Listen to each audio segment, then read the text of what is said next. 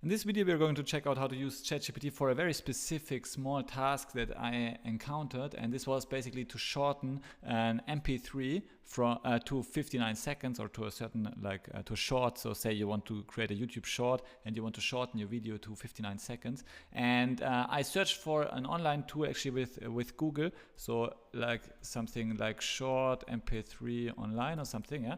So usually you would do like this, and you would click the top 5 links, and then most of them you would have to subscribe to do something, or you would have to trust them, right? Oftentimes you get viruses and stuff, like just trusting some random sites from Google. And then I thought, why not use ChatGPT for this? And I tried it, and it actually worked. And many of us encounter like similar aha moments or eureka moments. But I think we need to train. It is very important to be on the right side of change, to train our minds to use ChatGPT-4o for those kind of tasks, because previously it couldn't do it and suddenly it can do it. And I have not seen anybody talk about this. Okay, so now I checked out this channel Heldenklang, and let's have a video or an MP3 that has a certain length. We just copy and we just drag the MP3 file into it and tell ChatGPT to shorten the MP3 to 30 seconds. And it actually writes the Python code, executes the Python code, and shortens the MP3 and gives you the shortened MP3. So this is like a general purpose tool. We don't need these myriads of online tools anymore, right? And we don't need to trust any third-party provider, and ChatGPT can often do the trick very quickly, very efficiently, and most importantly in a trust minimized way. Of course you need to trust OpenAI, but we have already established this trust, right? We already kind of trust them with our data.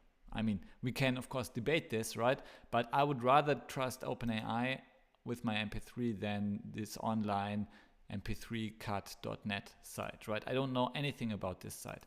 Even with all the trust scores here, the trust ratings, I don't know this site, right? So why should I trust them? But I trust ChatGPT, I trust YouTube, and now let's see if it did it.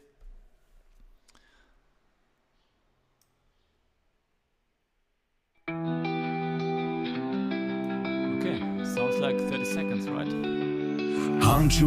am vor ein Leviathan. Kein Problem zu groß, wenn du's tragen kannst. Augen wie Laser, der Gegner gefangen. Geschichten vom Platz, die Herzen umfangen. Fest wie ein Krieg, Spiel wie ein Tanz. Jeder Schuss ein Rätsel, stehst niemals im Glanz. 2024 ruft, die Tore fest im Griff. Der Kapitän im Sturm, die Mannschaft wie Schiff. Neuer. Okay, so I will give a link to the track if you want to check it out. And I also this was like a specific way of using ChatGPT-4o that I have not seen online to shorten an MP3 file. And there are many like those like small ways you can use ChatGPT-4o. I think the general takeaway from this is to forget our old way of doing stuff, forget our old habits. This is a paradigm shift, and it's often very important for let's say older people or people who are very stuck in their ways, maybe who are even internet native, right? Like you and me, like who grew up with the internet, to change their way of thinking. And our way of thinking is to be programmed to use Google and stuff, to use online tools. But the new way is just to use AI for everything, right? And even if something doesn't work today, it will probably work in a month or half a year or a year, and it will very, very likely work in 2 years time, right? And we will use this tool for all these kind of tasks. And if we don't change our habits, then I would have spent say 10 minutes searching for an online MP3 cutter to create my YouTube short, and maybe 20 minutes, maybe 30 minutes, I would have gotten a virus, right? And the second order consequences of my decision of not using the most modern tool for the task could have been drastic, right? I mean, catching a virus can have drastic consequences, can cost thousands or even tens of thousands of dollars. But now I use the simple tool, this one tool, for all the tasks, and it has no trust issues whatsoever.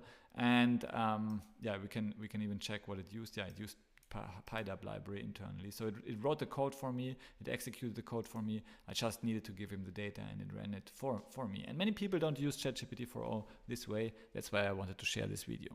Thanks for being an active listener to the Finxter channel. I appreciate having you here. I appreciate the recent growth we have seen, and yeah, it's simply great to have you here. Please give me a like and subscribe to the channel if you want to be on the right side of change. Thanks again, and see you in the next video. Bye.